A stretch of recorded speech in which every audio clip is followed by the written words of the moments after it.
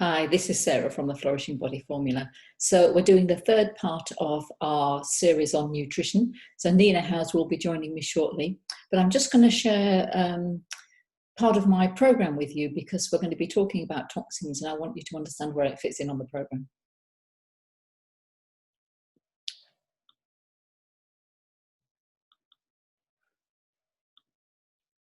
So the Flourishing Body Formula has 6 parts to it, and we've been talking nutrition the last few weeks, which has brought us into the discussion on toxins.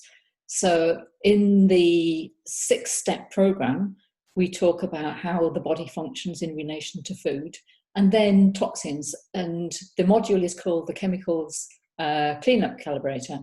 We're really going to be looking at some elements of that today.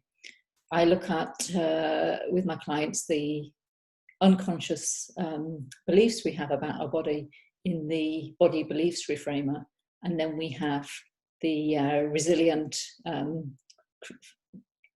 gap filler and the enrichment module. So I'm just going to pause there and bring Nina into the conversation.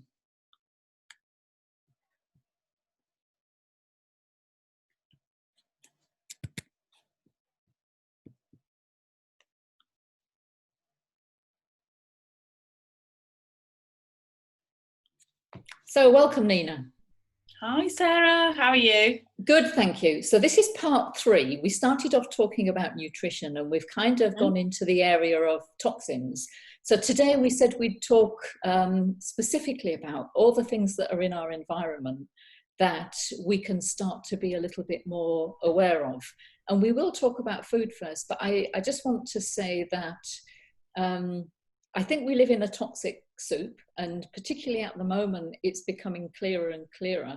The messages are getting stronger about all the things that are in our atmosphere, etc. What I want to be clear to say is that let's not panic and go overboard on this, but I think that an awareness of there are things within our environment that can create disharmony, disease in our bodies. So you and I think, come from the same perspective. If we're putting 80% of good nutrition in our body, it will then help us to build immunity and to be able to combat anything that comes our way. If we're eating really poorly, it just means it's another level of our body having to work really hard to get rid of all the toxins within our food as well. So if we look first of all at food, and then we can move to some of the other items. So I think when you cook from scratch, when you eat natural ingredients, it's much easier to avoid all the hidden things that are in processed food. So are there specifics that you try to avoid, or are you typically eating clean organic food the majority of the time? I think we were having this conversation before as well, that a lot of the times I look at my ingredients and just make sure there's nothing I can't pronounce. A lot of the times that is like general rule of thumb. If I can't pronounce something in an ingredient list, it's probably not meant to be there. It doesn't always happen, because I know there's the odd thing that is a little bit long and all natural. I'd say, like you said, I tend to try and just eat clean, more simply organic where I can. And often, and then I try and mix colors together. So in terms of the rainbow, so can I mix like my sort of greens and then bring in some oranges? And sometimes, again, we talked about listening to our body, and it's a lot of the times I always crave broccoli and spinach. There's got to a lot of the times be something in that I really need. But I also have an odd time really craving for sweet potato, and then I'd make myself sweet potato fries, like just very simply. I'd cut them up myself and just sprinkle a few, just a little bit of pepper and maybe some garlic, and yeah, then I'd have that. But again, I'd have that maybe, and then I wouldn't crave it for another couple of weeks. So again, it depends on, like you said, the season, what's on offer. And actually, a lot of the times now, we're lucky enough at the moment. There's these sort of gluten-free pastas, and normally I would never go for gluten-free, because we talked about last week has a lot of high GI, a lot of additive stuff in that. But actually now they're making pastas at 100% on the ingredients, 100% lentil. So it's just 100% lentils. And sometimes I feel like it feels like a bit more of an indulgent, but it's not quite. So they do that with buckwheat as well as with pea. So if I'm feeling like I'm wanting something a bit more indulgent or pasta kind of tasty, I would go for that and feel like I'm still getting 100%. So for me, ingredients are important. And I think it's also important to note that the first ingredient on there is always the most prominent ingredient in whatever food you're buying. So it's like, you know, if you look at the back of Nutella, for example, I think the first is sugar, and the first is palm oil, and the second is sugar. So we already know that predominantly in that food, in Nutella, for example, that it's predominantly those foods before anything else. Before the chocolate and before the nuts. No one else knows that. I think it's and I wouldn't, you know, before I knew all this stuff, and it is crazy. So definitely looking at the ingredient list is one, what words can you not pronounce, and two, what's the first on the ingredient list. And generally I like to not have too many ingredients, because I feel like then there's too much stuff being put into additive, and whole foods are great on their own anyways. And there's the whole area of preservatives as well, because a lot of processed foods are created to have a shelf life. So I think that we are seduced by flavour and marketing, and we're a little bit, many of us, and I was until recently, quite unconscious about actually what is lurking in our food.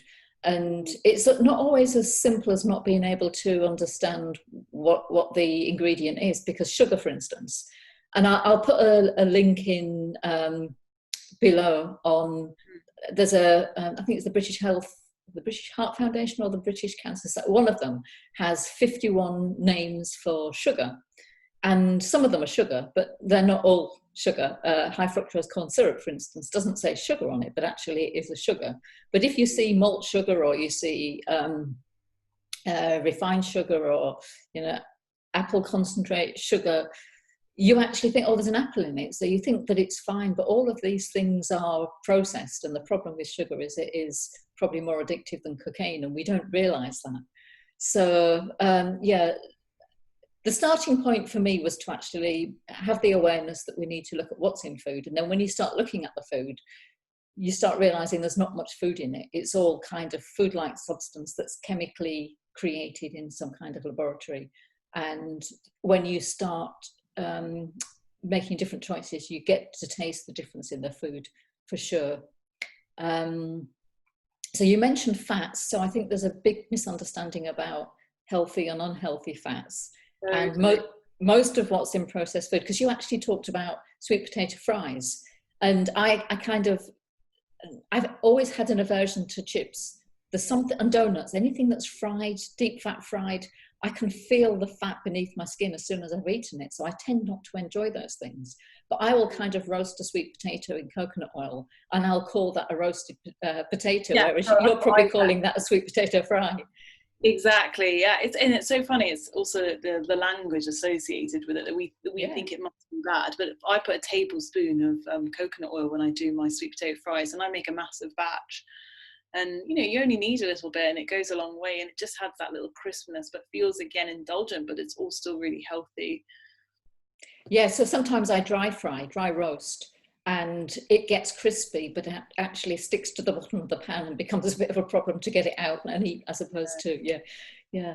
So there's the whole area of what's in our foods. I'm just going to share, one of the slides on my program is looking at the foods that are really beneficial. So if we're trying to cleanse the body and put more into the body that is beneficial than toxic.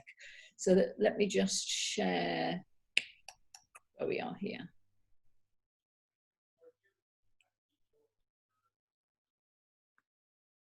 So these are the foods that I would typically include within my diet, because they all have, a lot of them have antioxidant, anti-inflammatory capabilities. There's a lot of green in there. The fermented food here improves your digestion and your immunity. Things like onions and leeks will prebiotics, so they actually improve your gut health. You probably won't indulge in the liver that I have there, but I tend to eat liver well, once a week before lockdown. I can't get it very easily at the moment, but because it's one of the most nutrient dense proteins, and I don't need to eat much, but it gives me my B vitamins and my vitamin A and K very, very easily. So for people that are actually eating a lot of processed foods at the moment and they want to shift to something a little bit more beneficial, try picking up one or two of these items that, if they're not in the diet at the moment, in a week, and then you're shifting a little bit away from the toxic foods and creating a much better body from a health point of view. And they're easier than you think, because, for example, turmeric, a lot of people be like, what do I do with this? But it can go in any curry. So anytime you're making any sort of, a lot of people love to do at least a curry every couple of weeks, because it's easy. You throw everything in one pot. So turmeric's a real good one, and you just add that with your onions when you're frying, and that can really boost an antioxidant power of the dish. So some of them, and actually turmeric lattes have been fairly popular these days, and they come, actually there's this, I don't know what the brand is called now, I'll have to look it up, but there's where they add it's all natural, and they add turmeric with black pepper and then other like things like ginger and cinnamon, and they add a few other sort of spices, and they, like, you have to just add like a quarter of a teaspoon to milk and obviously warm that up, and that can be just real nice, especially it's a real nice indulgent a little bit as well. The more, again, you get your palate a little bit used to more earthy tone. I fully agree. So I was a little bit addicted to Starbucks probably for 10, 12 years. And it wasn't really I wanted a coffee. It was the nurturing texture of a latte, and not really understanding there's 22 sugars in some Starbucks. And actually quite a lot of those chains are GMO beans in the first place. So I weaned myself off Starbucks coffees onto turmeric latte. It's been a real godsend. With a bit of coconut milk or a nut milk, it's very nurturing, very warming. And actually saffron's a good one to make out with the milk as well. Even if you didn't, you wanted to mix it up. I also think it's good to mix these things up, one day turmeric, one day saffron, one day matcha, because obviously then they can all get a little bit too much in 1 week. So that one's another good one. And again, I think it's the fact that there's a lot of sweet foods now. So that there's in Middle Eastern food, you have this thing called karak tea, and it's made of saffron with cardamom, and they really steep the cardamom, the tea, and the saffron into the milk.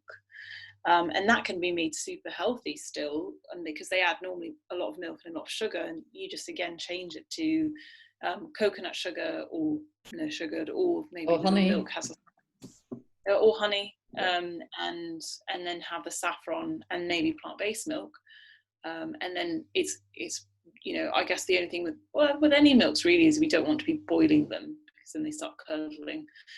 But yeah, just warming them and kind of being a little bit more patient. No, I love that stuff. Throw a bit of ginger in there, maybe steep it.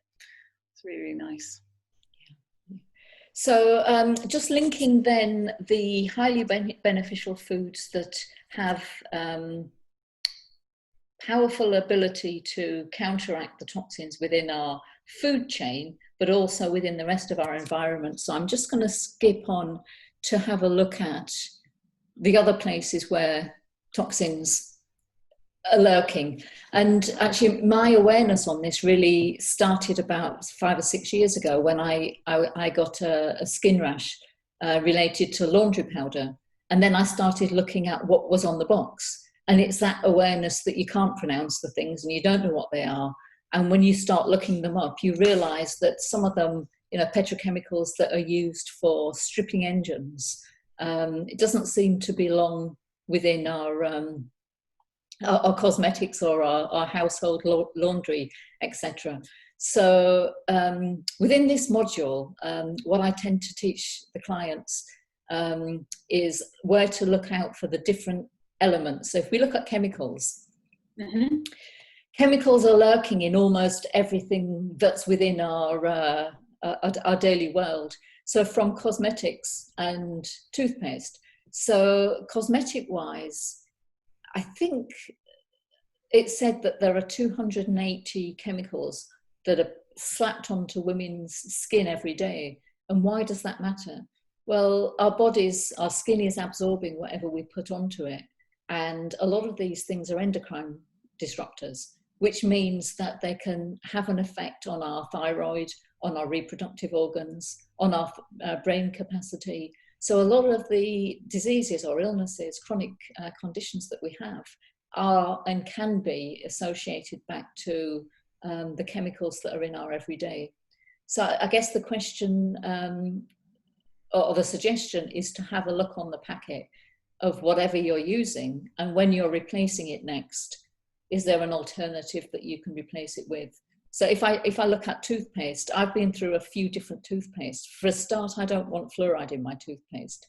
Fluoride is kind of promoted as being very beneficial for strengthening teeth, but it's actually calcifying our pineal gland and disconnecting us. For those of us that want to have more awareness and be connected a little bit more to everything that exists, spirituality, etc., fluoride is something probably a good idea to get out of your system. So toothpaste wise, I've switched over to an Allodent toothpaste or Kingfisher. So both of them are very gentle and very natural.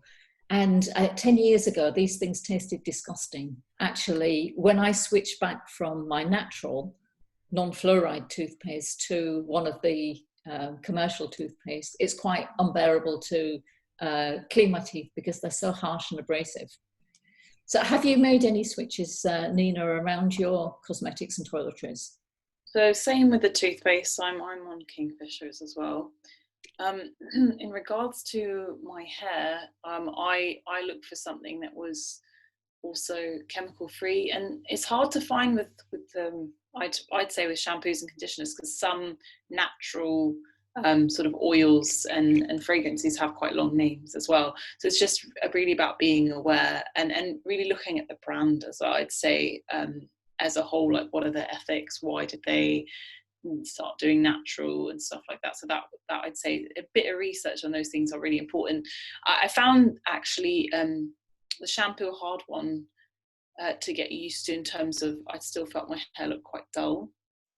But I think again it's about looking at what shampoos and conditioners do well with your hair and just trying a few. I found that there's a company called Angel and Provence, and I found that they do really good shampoos and things like that.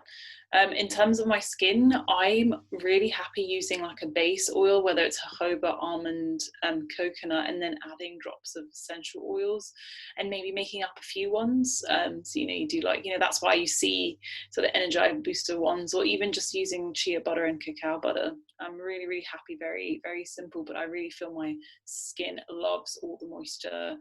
And since I've been using that, my skin is just, and I feel actually when I use now normal moisturizers, it's actually quite drying, which is funny. It's interesting that it doesn't take long for your body to adapt after a shift. And then when you go back to what, maybe you run out of the natural one, you go back to something that you previously used, and then you realize it's not beneficial to your body at all. Your body is reacting. I think also that's one thing of, as you come into this lifestyle, it is, again, as a reminder, I think we've said it before, it is a lifestyle. It tends to be that once your body starts to get used to these things, it would be hard to go back to old habits. I remember my sister bought me a deodorant, the Salt of the Earth, probably 10 years ago. And it's literally a block of salt. And it just seemed a really odd thing to be using. I never took to it. And now I can't imagine why I'd be spraying the aerosol under my armpits, because do you ever use the Salt of the Earth? No, but I do. I have a natural deodorant as well. Now I can't even imagine the spraying. Like I used to always spray when I was very young. And you used to have to take a deep breath because it used to choke the back of your throat. When you realise that there's aluminium in there and it's actually closing up your pores rather than allowing the pores to be open, it's all completely unnatural. Whereas rubbing this natural salt, which is solid and kind of weird looking, under your arm, it lasts almost a year for a very tiny block, and I've never sweated using it. So it's really quite amazing. Available in natural health stores, I think, including Holland and Barrett. But that's been a really, well, it's a cheap transition for me. And from a toiletry point of view, I moved to doTERRA, so the essential oil company. I moved all my laundry products, my domestic and cleaning products to them, and my shampoos, etc. And then I started looking at the bills and thinking it's a bit too expensive to maintain on a regular basis. But I did it for long enough to get rid of my skin irritation and complaints. And then I've shifted a little bit more. I'll pick up things in Holland and Barrett, for instance. You can buy beeswax. So I think it just used to be a wax cream or a lip balm, but now they do it in flavors, and they have mascaras and other bits and pieces that are natural. And I've shifted a little bit to Arbonne as well, so I use some of the Arbonne products. There's a deodorant in there, and there's some face creams. But I think the beauty for me is really using less, and the more I use, the more I'm natural. My skin is happy to be free and naturally sun-kissed. And actually, yeah, the other area is around sun creams. So I cringe when people are putting on the commercial sun creams that are costing, you know, £20, not realizing that actually the cream is probably more damaging than the sun because of the chemicals, the aluminium that's in. What SPF do you use then? I always think this is a hard one because some of them really don't spread very well. Yeah, so I use, there's one Aloe Pura, which is a aloe vera background. And I agree, it's a bit thick and it takes a little bit of sinking in. It's quite solid. It's not a light liquid. But I think that the sacrifice for me is to know that I have adequate coverage and it will sink in, you know, within half an hour. I don't mind looking, it's not white actually, it's a cream. Actually, the one I'm looking at now, yeah, it's a cream. Cream in colour, so it does sit on the top of your skin for a little while. I think green people are meant to be quite good as well. Okay, I'll have a look at that one. People, and in terms of SPF, I don't mind when it comes to my body, but for example, for me, I've got kind of face that I break out very easily, and SPF can make me break out very much, especially the thicker kind. Yeah. So I found that really hard to find one for the face, and I have got one. I don't know if it's a natural one. It's way more natural than the average, but I still don't know if it's completely natural free, and that's only because of sort of my breakouts. Yeah. But yeah. You have to look for what's right for you and experiment a little bit, I think. So I'm with you. You know, it's okay for it to be a bit white. You're going in the sun anyways, it's fine. Yeah, I actually put less cream on than I used to because I'm much more aware that the sun is beneficial from our skin needs to receive direct sunlight, and most people will slap the cream on before they go outside, which means they're not allowing the vitamin D to be absorbed by the body. So it's more dangerous to put sun cream on than not to wear it. Of course, I'm not sitting out in 35 degrees for 3 hours, but I'll happily go outside mid-morning for a couple of hours without any cream on, and I haven't burnt so far. Mm-hmm. I think as well, it's also just when we're more connected to our body, we know when we start to feel like, oh, we're starting to burn a bit, or maybe it's too hot and I need to apply. Also, a lot of people randomly don't know this, but coconut oil is actually SPF like 8. People think it's minus or 0, but actually, you know, sometimes either put it on top of moisture like the SPF, or like you said, if you're going out just for a little bit, not on your face, but just maybe on your arms and your legs, if you're going out just for a little bit, if you want a bit more of a bronze colour that's again a bit more natural. Yeah, interesting. So in my teens, so going back to the 80s, Hawaiian Tropic used coconut oil as their sun cream methodology, and I used it probably for 5 years or so and didn't really burn with it. So there's definitely some natural protection in a lot of our original or very nature-given products. So dry cleaning is an interesting area. I always come out in a bit of a rash just going into a dry cleaning shop because the toxin in there is so so overt. And actually a little bit the same with print shots. If I go and pick up some printing, my skin and my flesh creeps a little bit with the strength of the chemical smell. And I know that you can smell it. Yeah, and I think 10 years ago, no, I wasn't aware, but I think once you start taking these things out of your environment, you notice them much more. And dry cleaning is a bit challenging because there aren't so many natural dry cleaning places. But when you take a bus ride around London, you do see them spattered around. So I think we will get more and more dry cleaning with natural chemicals, more of nature going forward. There's that egg as well. I use the egg. It's like more natural. It's like you just put it's like you buy it and it's like an egg and you put like sort of pebbles. They're all kind of natural, and then it's like lasts 70 washes. So you just put the egg in the wash and then take it out to dry, and then that's just can be reused like about 70 times. And it's basically fragrance free and all that stuff. I also think it's quite good because I think a lot of chemicals in dry cleaning can be also bad for like women hygiene as well. And I know I've noticed a few stories about that as well. So I think that's really good, especially to keep your pH level sort of balanced. So when you talk about the egg, you're talking about laundry that you do at home as opposed to the dry cleaning of a jacket, for instance. Yeah, I guess I haven't dry cleaned ever. So okay.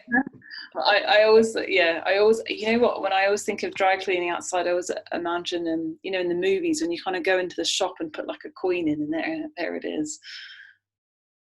Okay.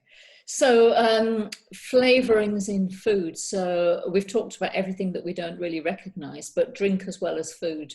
And actually alcohol's a really interesting one because there are so many flavored alcoholic drinks these days.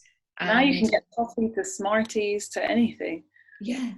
And they taste delicious, but actually, do we actually know where the flavor comes from? And I sent you a link this week because there's something called castoreum, which gives us the raspberry and strawberry flavor in ice cream, but in sweets as well. So Skittles and the M&M kind of sweets. And it comes from the gland of the anus of a beaver.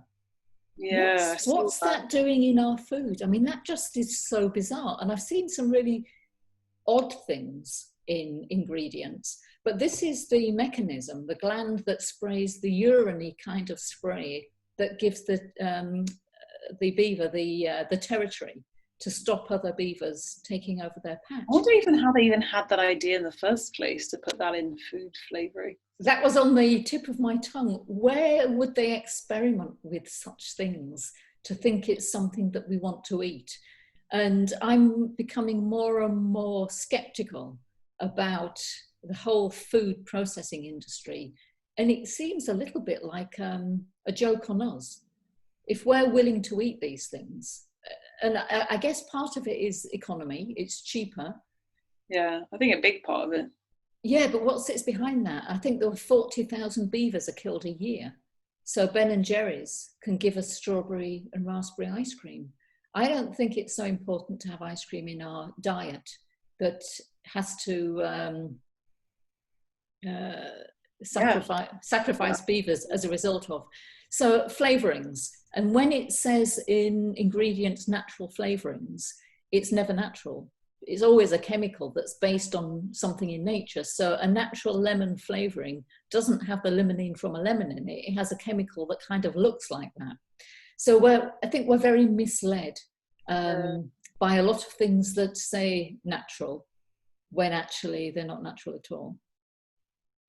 So fragrances, and I can't wear perfume anymore, so I tend to use an essential oil kind of a blend, but I've actually moved away quite a lot from nice smelling things. And I do admire smells on other people, but I just don't want to wear them on my body anymore because I think, my hormone cycle is much less erratic since I've stopped using them.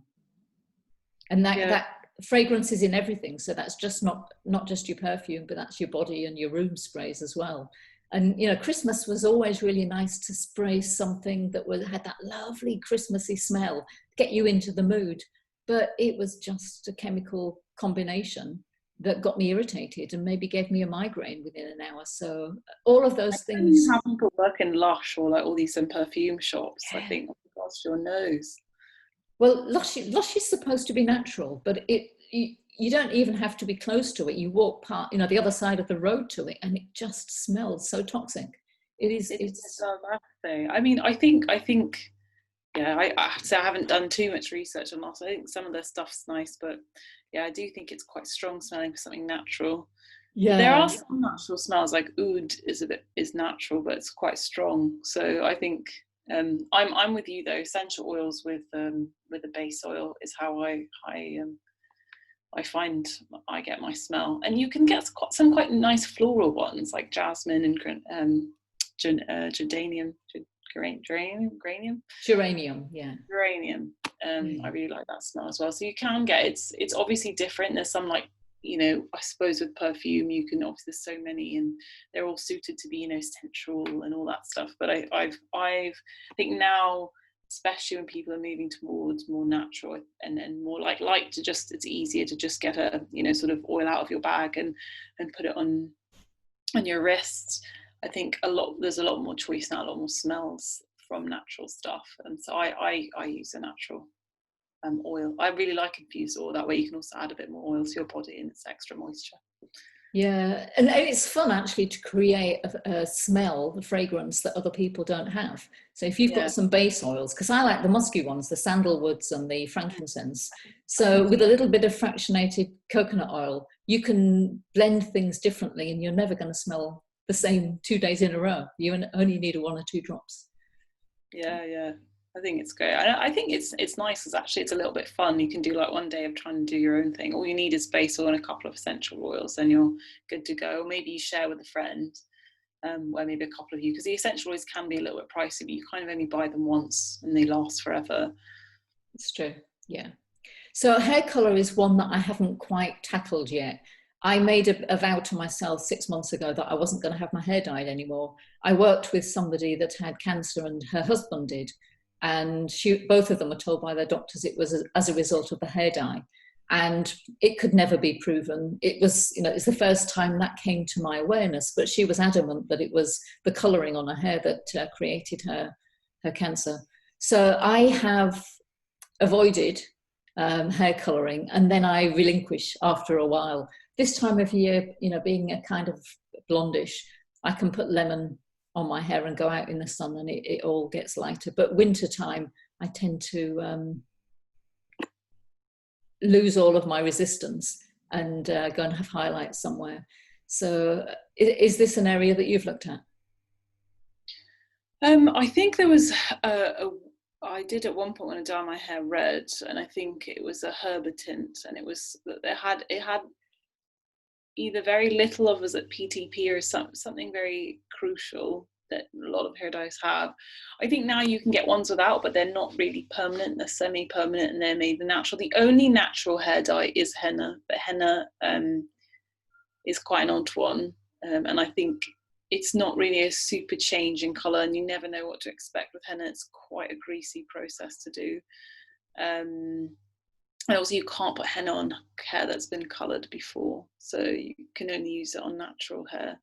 So it's a little bit of an interesting one. But people do hennas on like eyebrow dyes now. If you want like an eyebrow tint, you can put henna there, and I think it works all right. If you get, obviously, again, salon, because I wouldn't risk doing it yourself, it's because henna's quite messy. Henna's kind of the one that you do on your hand, but you can use it on hair to have like a red tint or a more dark tint. I think it would never be good for blonde. No. So that is hard. It is a hard one. I think like we said about the 80 to 20, I think it's also, I mean, I don't think when you talked about your friend personally, I don't think one thing caused, their cancer. I think things, accumulation of lots of things can then develop something, I was surprised that any doctor would identify a specific thing, because there are so many things in our diet, as I say, 200 potentials every day, but she was quite adamant he'd narrowed it down to something quite specific, and it wasn't an awareness that I had before then. You know, we walk around quite blindly doing things, making Yeah. ourselves beautiful without actually thinking about what is that doing to us. And I guess, you know, you've got a large surface area on your scalp, and if you're doing it every 6 weeks or every 8 weeks, and you've got long hair, there's a potential of stronger absorption than just putting something, you know, on your skin on an occasion. So I don't know and that maybe we'll also highlight that we should also live in a place, you know, like remind ourselves that, you know, it's not always our fault, because sometimes you feel by society a bit, you know, we, you know, should look, you know, I think we're always, again, we talked about this last time, we're always feeling like, oh, we've got to improve ourselves in some way, and that, you know, the natural, like, you know, people have now, oh, let's look natural, but actually that natural look is very done up. made up. Yeah. A lot of effort goes into looking natural. Yeah. I mean, now actually they do some things now, which is like, you know, a spray where you can put on your hair that's basically seawater. And what it does is, you know, how like seawater can create a little bit of those wave curls, and it's almost like I'm out on the beach look. So there's something still, you know, but I also think I think like you said, we shouldn't be obsessive over it. It's interesting you made that choice, because I have very fine hair, and using a mousse, using something to give me body is essential. And I made it a challenge to my hairdresser to find me something that was more natural. And Kerastays actually do a 98% saltwater product, which is a spray, which is a pre grooming spray. And I'm fine with a 2% deviance. And it works fantastically, ridiculously expensive, but I know I have an alternative. Seawater. Well, seawater, ridiculously expensive. Because my partner uses sort of seawater to just wash his nose sometimes, and he's like, it's £10 a bottle, and he's like, I'm literally paying £10 for seawater. Ah. So I do that nasal cleansing, and I put Himalayan salt in with the water. So how do you do it? So I've got a little neti pot, so I do it with a neti pot. So I will take some filtered water and 2 or 3 sprinkles of salt water, and then leave it for 4 or 5 minutes, and then do the clearing that way. And it's in warm water, right? It is, yes. Yeah. Actually, that's a good one, because my thing with nasal sprays is they're very sort of, you know, spraying up, and I think your body could get used to that too much. I mean, he does it every night, so I'm always a bit like, yeah. Actually, a neti pot is actually really good. I used to do that, especially back in India. I had very bad hay fever, and used the Beckinase nasal spray probably for 4 or 5 years. And I must have lost a dozen inside layers of my skin because of the chemicals from just snorting it up my skin. And I know you were talking about saline solution, but it's this kind of unconsciousness. I don't want to be sneezing. I can barely function because I had pain in the sinuses as well. So you take the medication, but you don't realize that then you've got 4 or 5 months of just red rawness in your nose and bleeding and all sorts of things. So the neti pot has been a revelation for me, because it actually takes away all of the pollen inside. It works fantastically. It's a good one. I remember that now. You've reminded me about that. I'll definitely think about that again to bring it into my routine. Well, and actually, hay fever wise, essential oils, there's a blend of lemon, lavender and peppermint in water, drank twice a day. And that got rid of my hay fever, which used to be quite chronic 6 months of the year. So very cheap solution and very gentle. No, I think it's also important when we're doing all these things, is again going back to, can we make this a bit of a ritual routine so that we habituate to doing these things, let's say once a week, or washing the face twice a day, and with what? And I think that's again maybe something else to consider, that when we have all these things, what's our routine for them, so that we know that we actually use them.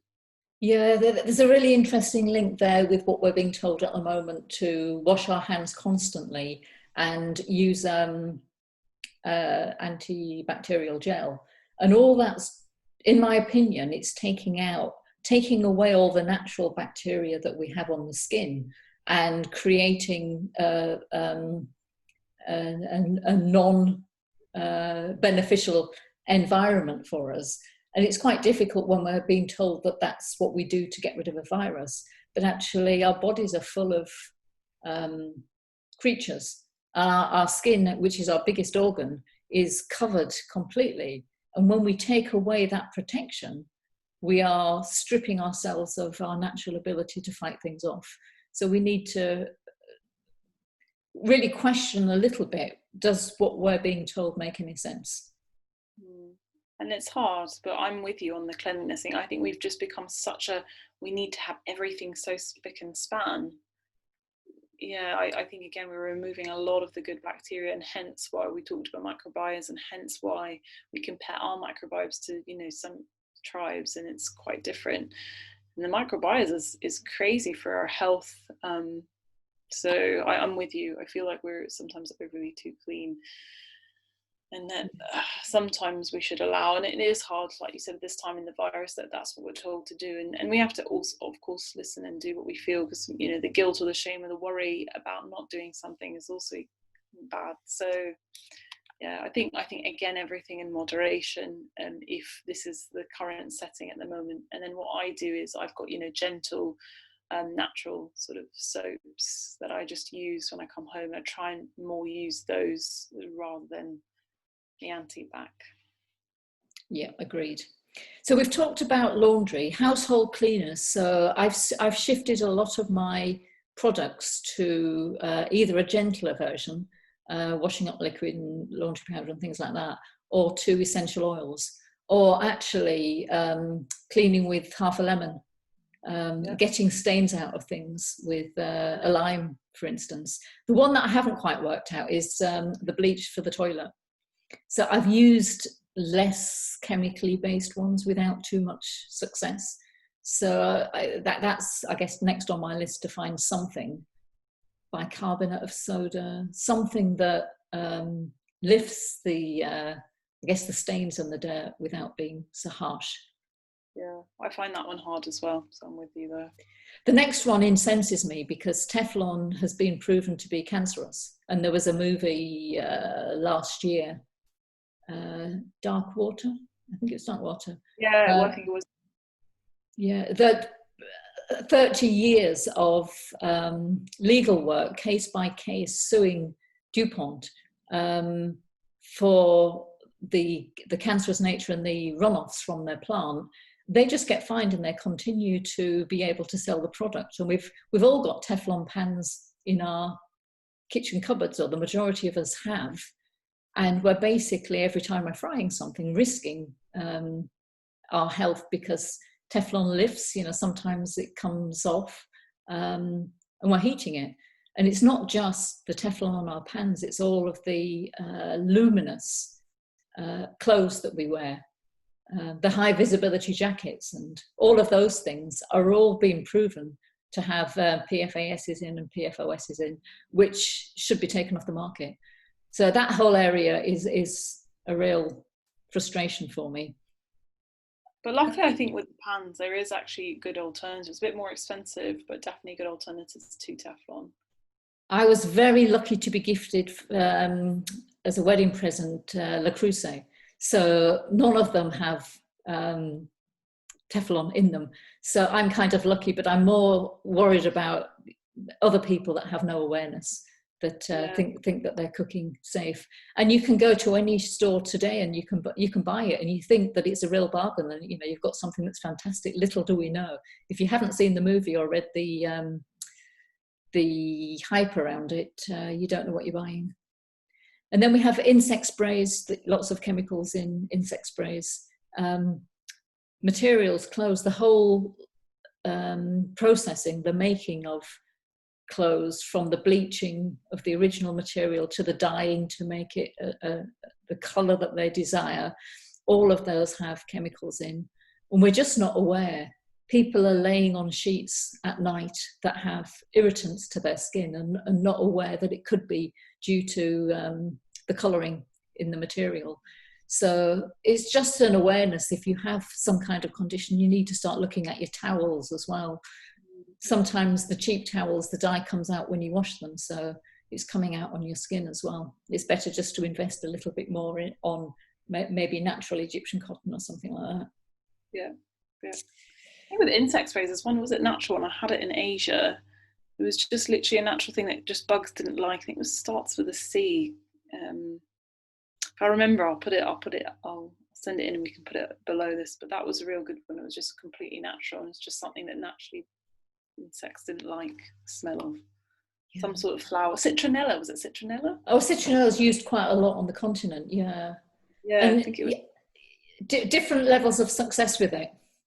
Oh, yeah? Okay. I'm not sure that all insects are immune to it. It was more for mosquitoes. Yeah, you can burn it for sure. But I think that tea tree oil works really well. Yeah. So on a carrier oil like coconut oil or something. Yeah, pesticides and herbicides, we're still very unconscious about this. So we know that Monsanto has been sued for the carcinogenic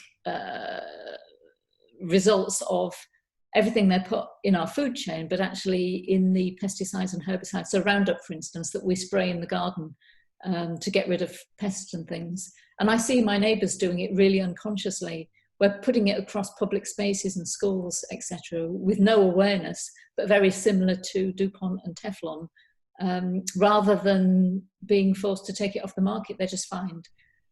So these are very toxic to inhale, as well as, you put it on the grass and then you lay on the grass.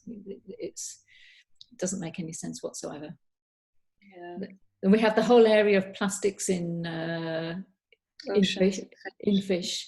Yeah, I don't know whether we talked about this before, but the plutonium, the radioactive stations and boats that have just sunk into the sea and just leak out into our food chain. I have difficulty with some of that. Yeah, because it's crazy, and we hear about an oil spill in one part of the world, but that's potentially already where we are, where what fish we eat, with, again, like you said, the food chain. But I think fish has always been a bit, even actually, if you really properly look, where people say, could contain metals, and maybe don't eat it all the time. So again, it's about trying to get wild, but even wild, it's also a debate whether they have still metals that are harmful from spillage, things like that.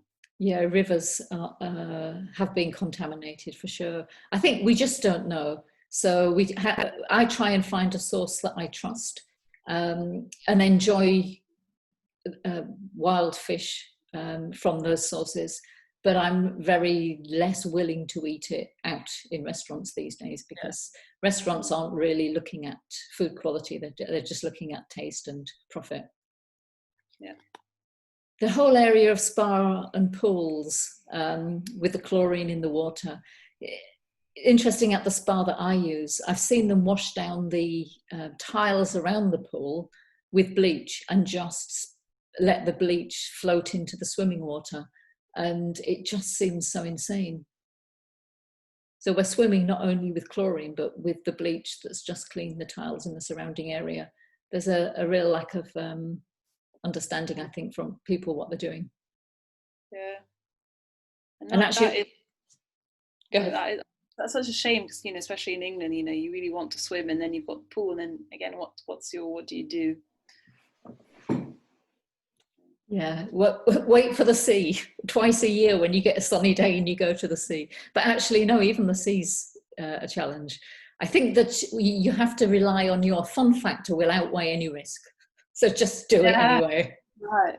So I think, again, it goes back to, obviously this is probably quite a long list of things to think about. And I think it's just about trying to tackle one at a time, and again, not going too crazy with, and trying to fit it all in and then worrying. But, I guess, like we said, when one thing, like your fragrance finishes or your toothpaste finishes, maybe just trying to find a little bit of an alternative and maybe trying that and seeing. Yeah, so I kind of put these things on my birthday Christmas list. So if I'm aware that maybe the pans, I need to have a new set of pans, I'm not worried today that I've got Teflon in my pan because I've got to this age without dying. or being affected by it. But next time someone wants to gift me something, I'm going to ask for something that I think is going to be beneficial to me, as opposed to just money or food or whatever you'd normally be asking for. Yeah. So there's a lot there. Chemicals to avoid, there are lots of them. So I've actually put them up on here, the main ones, with some of the things that they do as well. So we're aware of some. We know what parabens are. We kind of know the name, but we don't actually know that it mimics estrogen and it is a potential cause of breast cancer. So potential, some research kind of points towards that. And SLSs we know are irritants and create eczema, but many of them we're not really aware of. But as you said in the beginning, if they're long technical names, it probably isn't going to do us too much good. Exactly.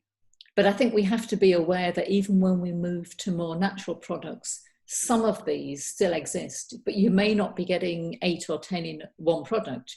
You may still get 1 or 2 along with other natural products as well. Some of them are kind of essential for preservatives and things, depending on what the product is.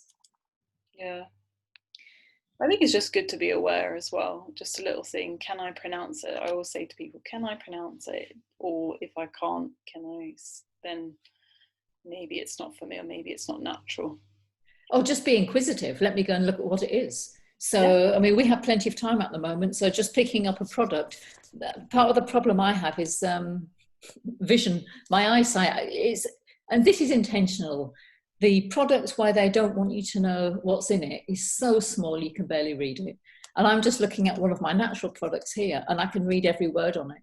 So they're, you know, the type font is much bigger when there's nothing to hide. It's interesting. So just be aware of the deviousness of our marketing.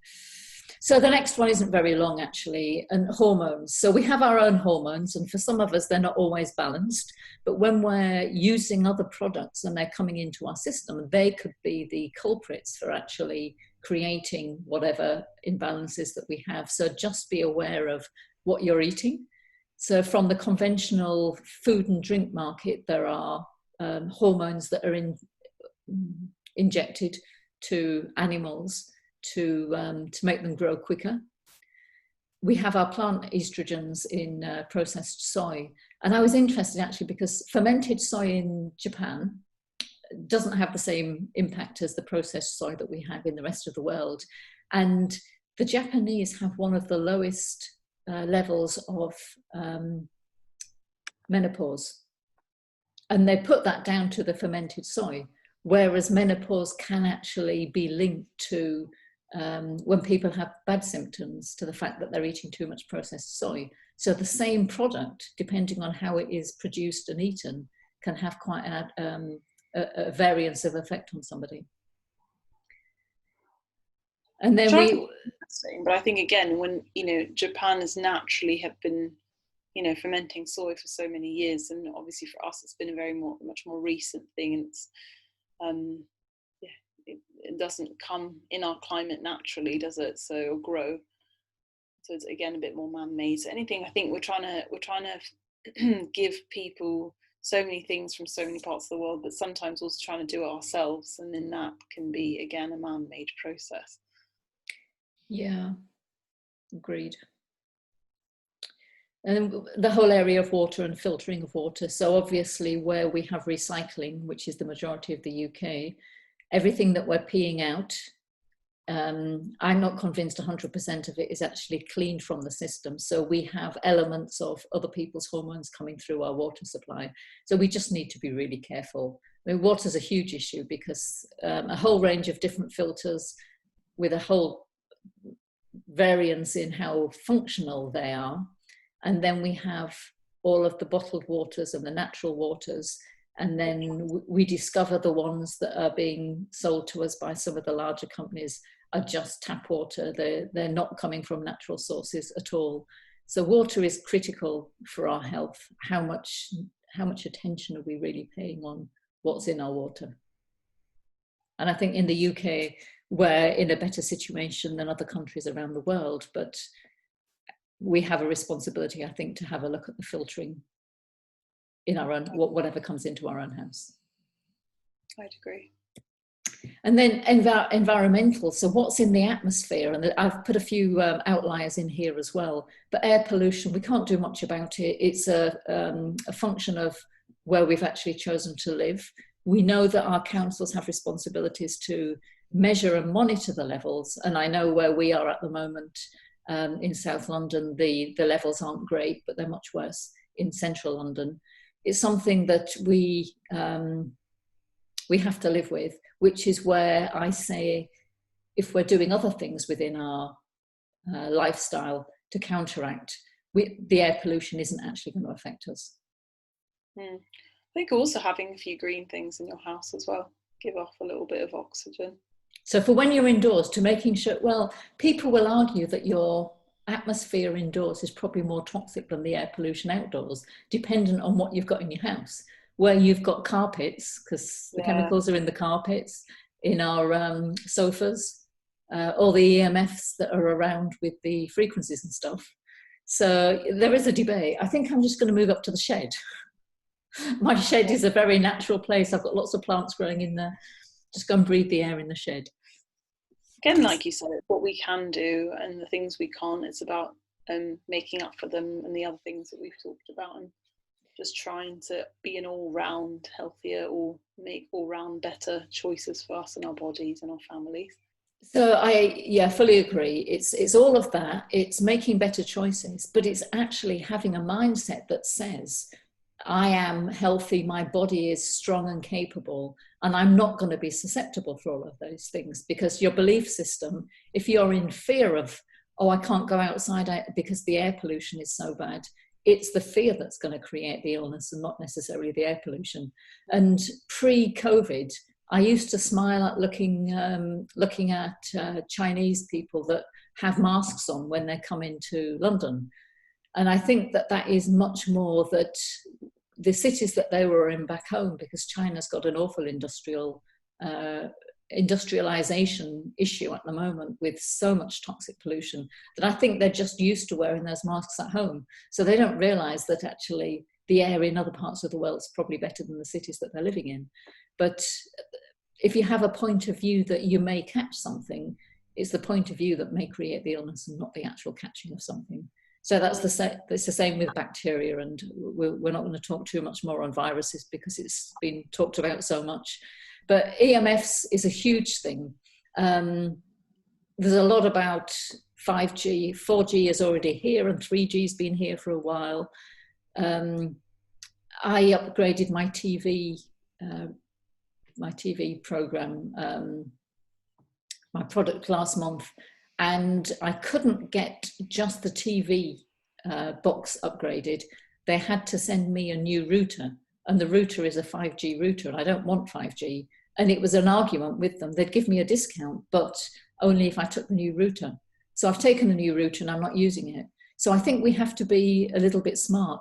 In fact, the smart meters that the energy suppliers are giving us are all 5G capable, which means that we have that radiation in our house.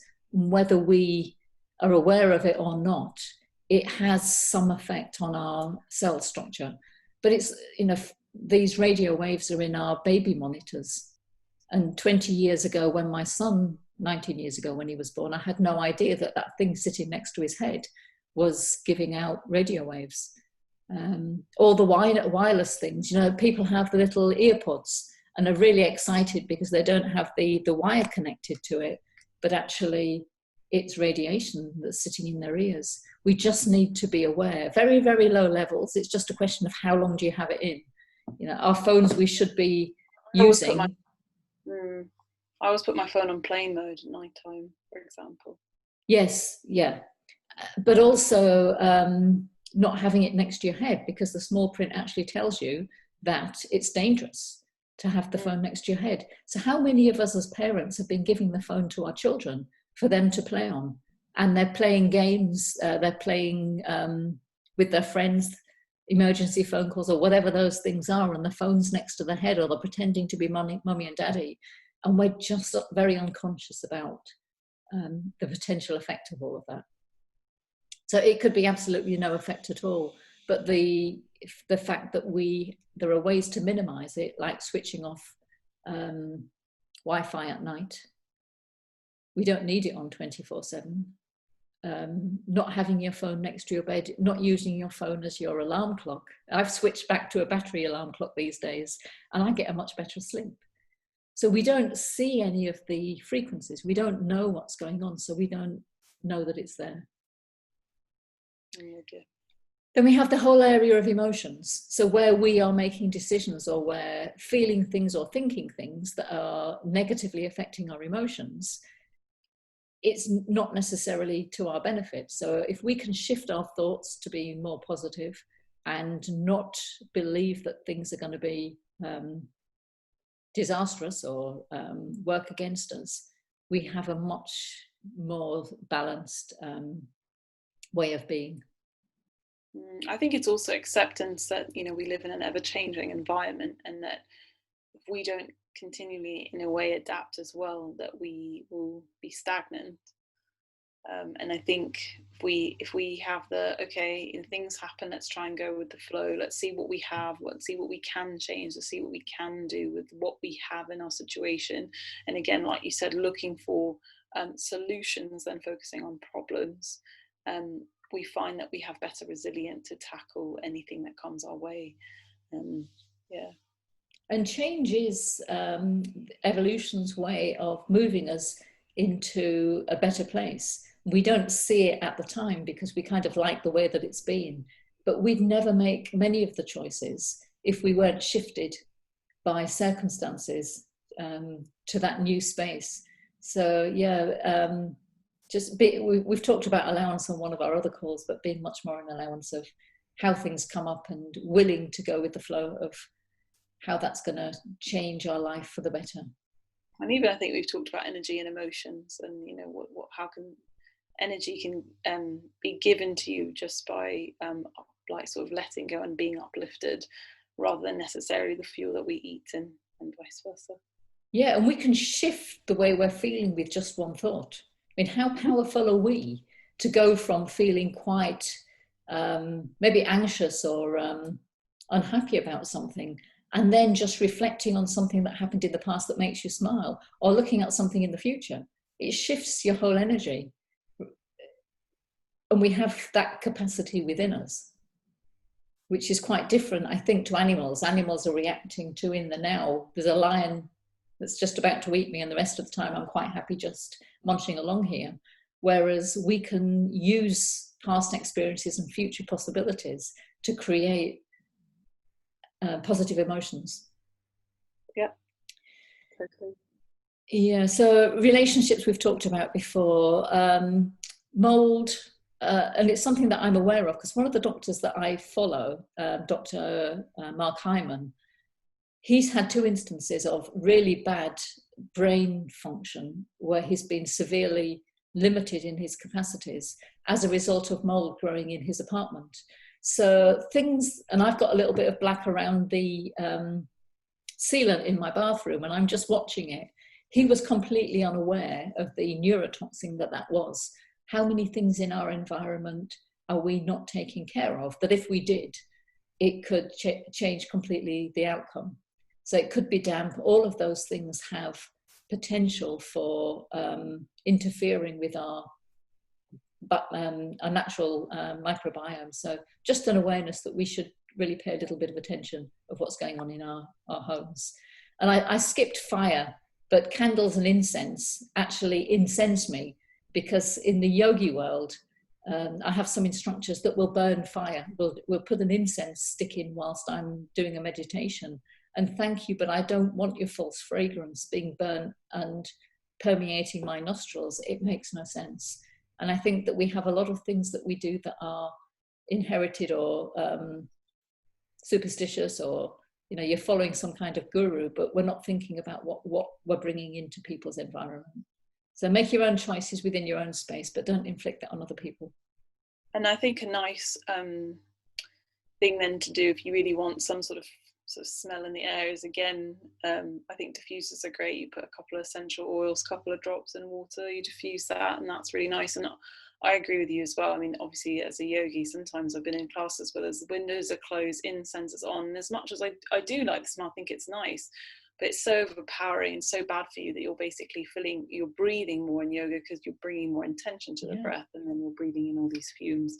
So yeah, I'm with you. But again, I think it's also just a lack of awareness, and again, it also just shows how easy it is to copy people that we feel are sort of I don't know, hold a stance, or sort of we've put on a bit of a pedestal in a sense, or we feel like are at a certain level. And I think that's again what sometimes leads us to fall into these little bit traps, just because we see doing that and we think, oh, that's great, well, they're doing it, must be something that we do, especially in the yogi world, and in anything. I mean, even we see adverts and all the government or we're told by medical professionals X, and then we think, oh, of course it's got to be that, because we can't ever think that maybe they got it wrong, or maybe they were misinformed. So I think the big takeaway here is to have your own critical thinking, and rather than follow what's always happened, whether it's in your family or in your workplace or with your gurus, just ask the question, does it make any sense to continue doing that? Because I suspect that incense in the 60s in India was probably a natural sandalwood, and it wasn't as toxic as it's now being produced, because it's all chemical fragrances. So it's just a question of, why am I doing that? Does it have any value? And I think just quickly, is in anything that we want to look into, it's more that, can we dig a bit deeper than the surface layer? I think because everyone wants to save time and no one has time, everyone's just kind of trusting what's written, what's being told. And I think anything that we put on our skin, that we do with our bodies, can we just do a little bit more research as well? Just out of our own curiosity, can we dig a little bit deeper on the things that we use chemically on our body and in our homes? So candles are a big one, because there's a huge marketplace, many independent candle shops these days, and amazing smells. I mean, you can have popcorn smelling candle if that's your need.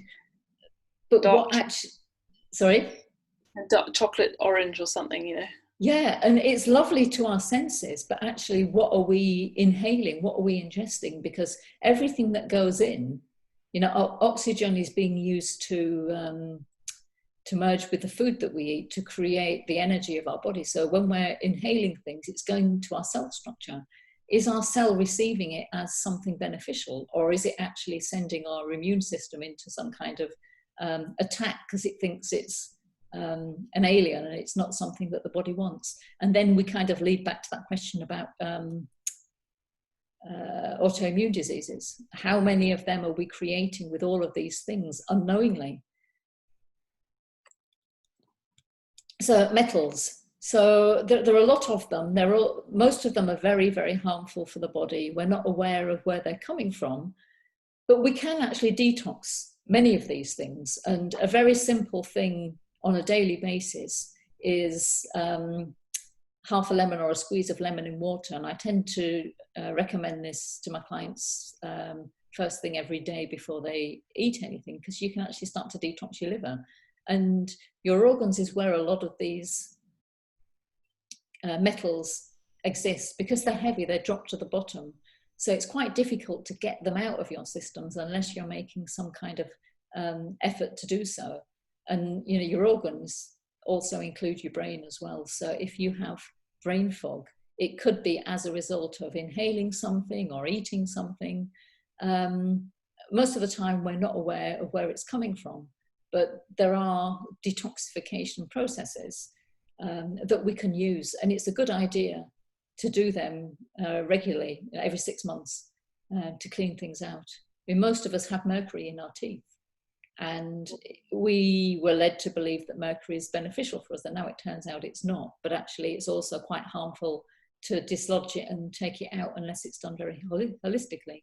So the whole area of metals is something that is it's resolvable, but we just need to be aware that we want to try and avoid taking more in. So using a deodorant without aluminium is a good first step. Yeah, I definitely completely agree with you. I think also you can have liver cleansers as well, which are apparently quite intense. I've never done one. I have always wanted to, but I've heard it's quite intense because obviously a lot of the metals get kind of, a lot of the toxins are sort of in our liver. So yeah. Yeah, there are things like cilantro, coriander is a really good metal detoxification herb. So there are very natural things that we can put in our everyday. Well, if you've got 2 sprigs, and I'm talking about the fresh as opposed to the dried, if you've got 2 sprigs on your salad, you're probably not going to make a big difference.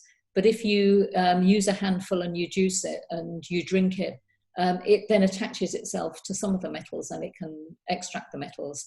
Things like charcoal.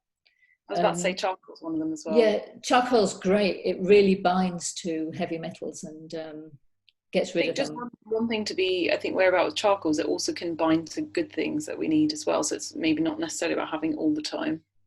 For sure. I mean, all of these are probably something that you would do for 2 to 4 weeks, and then you would leave well alone, because you don't want to be draining your body of your natural minerals.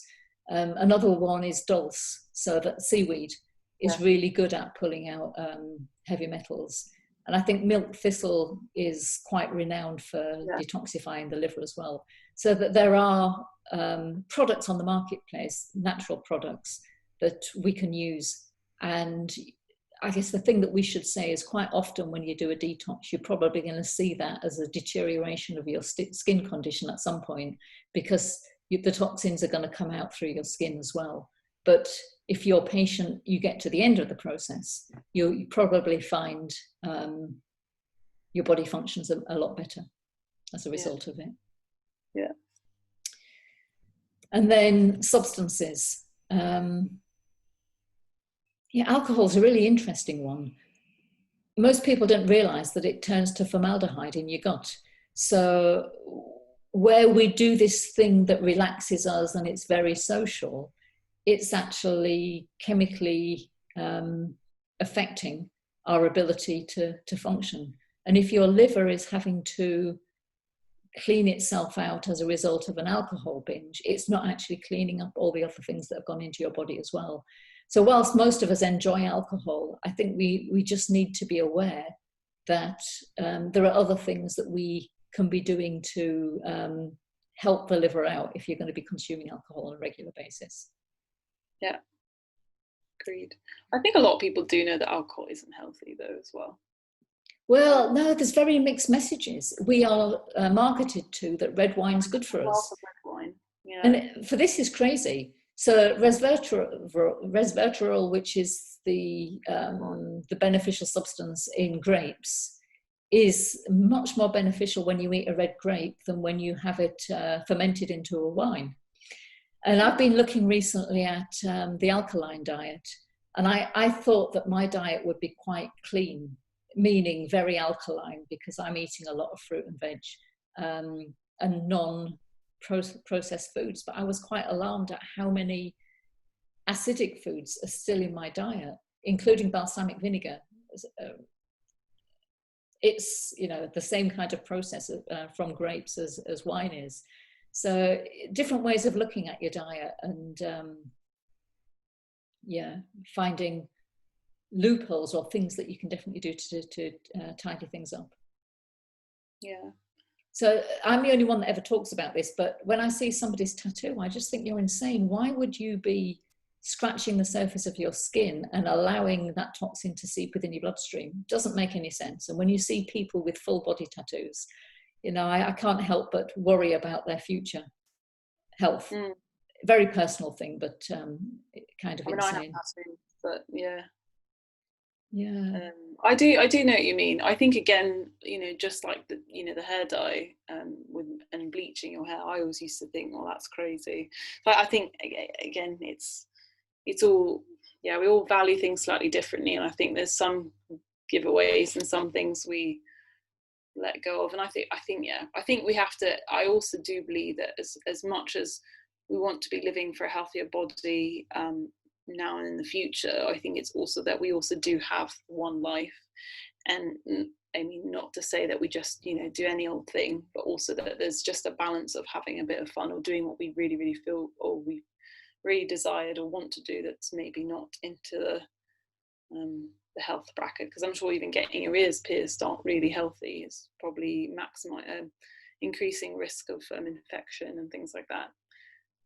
But then I guess, where do we draw the line? I think that one's and I think we know when we're feeling that balance, and when we're, again, maybe leaning too much on the lenient side, or maybe also when we're just not having enough fun, and again, that affects our mental state. So it's all a little bit of trying to come back to equilibrium.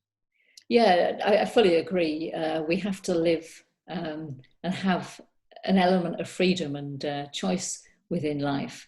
And who's to say that if you did all of these things or didn't take any action, you'd live any less well than somebody that is absolutely cautious about it? Because it goes back to that point of view. If you think that it's bad for you, you're going to create that worry within your system for sure. Yeah. But I think that we would live differently if we didn't have a national health service.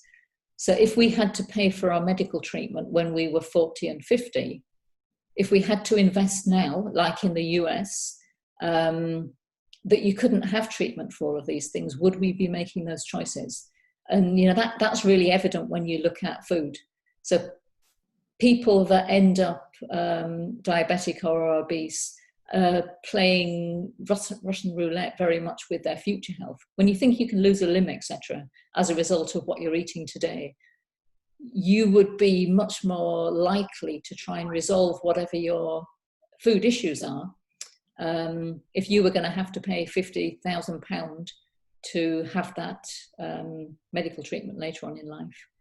So I think it's just being conscious, but we may still decide to make those silly choices.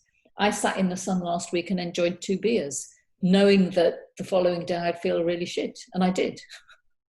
So I made that choice, but it was just, in the moment it felt good, but there's always the repercussion the following day. And again, I think it's just about knowing when maybe you haven't let go and you really need to unwind, and when that's fine, and maybe other times when you feel like, okay, it's becoming a habit. Yes. Yeah, but quite a lot of it is association, isn't it? So my association was, it was a sunny day and I'm hot. Oh, I need a beer to cool down.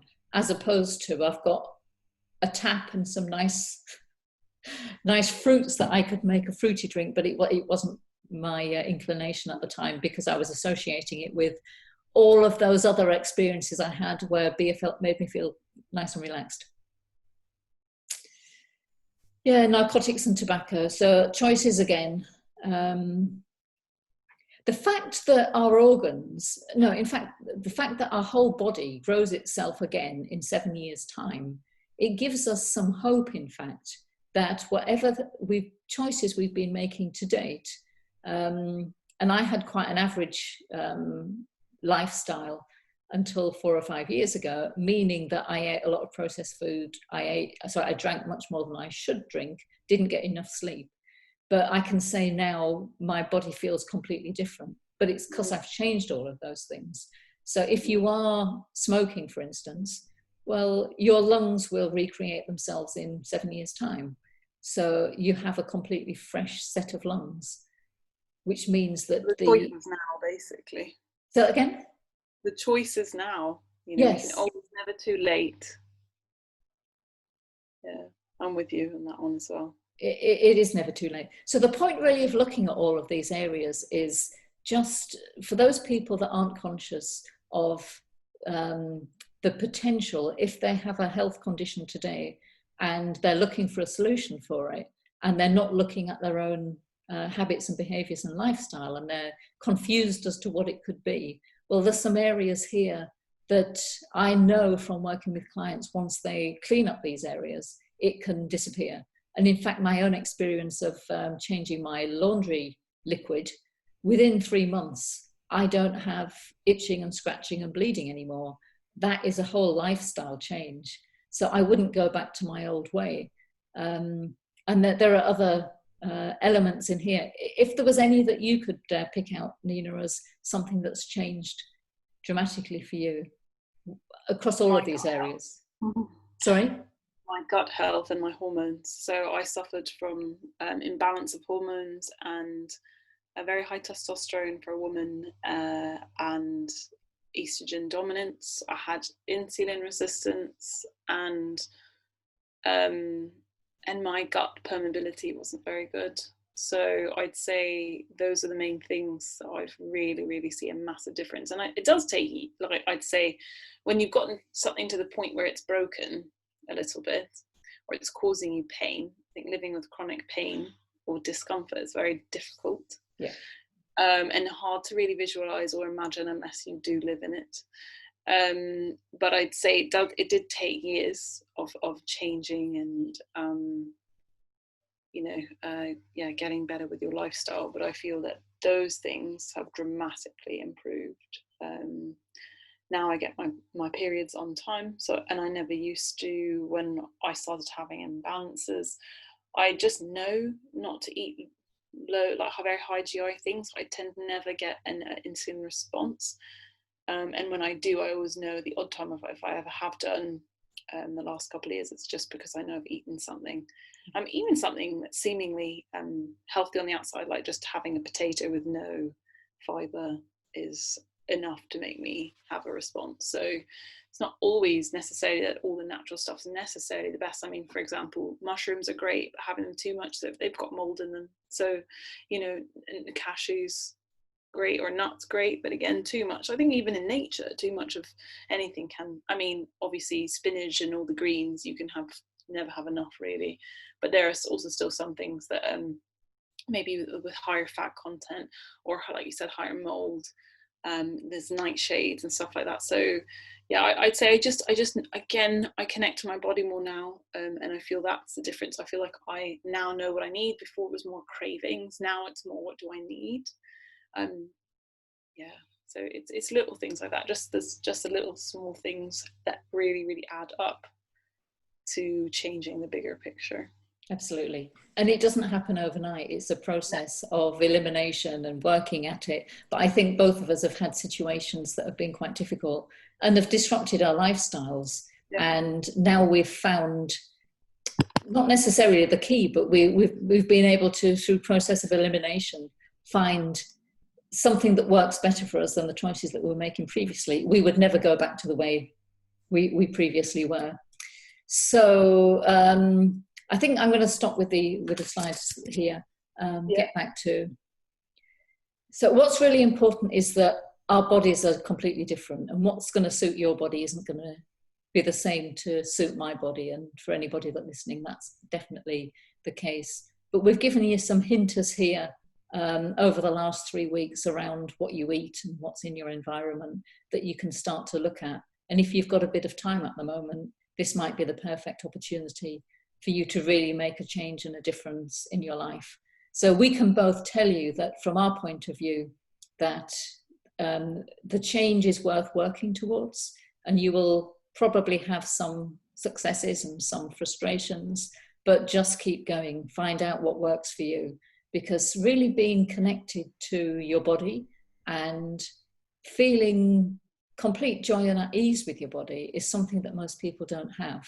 If you're always battling with a gut problem, or you're always battling with a hormone problem or a itchy skin or whatever that might be, or a drink problem or addiction, it really takes the pleasures out of life. Whereas I'm not sure I'm 100% there all the time, but I'm in a much better shape now than I was when I was 20. So use some of the skills and knowledge that we've shared with you, and be interested to hear any feedback from any of you that have put anything into practice and it's made a difference. So Nina, any final word from you? No, I think you said it perfectly. And I think, again, it's just about remembering the bigger picture, remembering just to trial and error, I always say this in my yoga as well, is that try and find a bit of the fun in it. Try and find it, rather than thinking it's something super serious, as something I have to do and then feel the guilt. I think just trying to see it as a little bit of a discovery of different aspects of life, different parts of yourself. See it as you delving a bit deeper, you connecting more to yourself, and sitting with yourself more, to hearing sort of what the body is saying and connecting more. So that's anything I'll add, really. Yeah, so you've just reminded me of that concept of play. So a lot of things that we do, we're trying to get right and get perfect because that's what we think everybody wants from us. But what if life was just an experiment and a play for us to discover our depths and our strengths? And when you look at it from that point of view, it makes the challenges seem much less daunting, or, when you can't understand why something's happening, well, it's just there for you to make that leap into something else. So great connecting with you again, Nina, and have a lovely day, all of you as well. You too. Bye, everyone. Bye.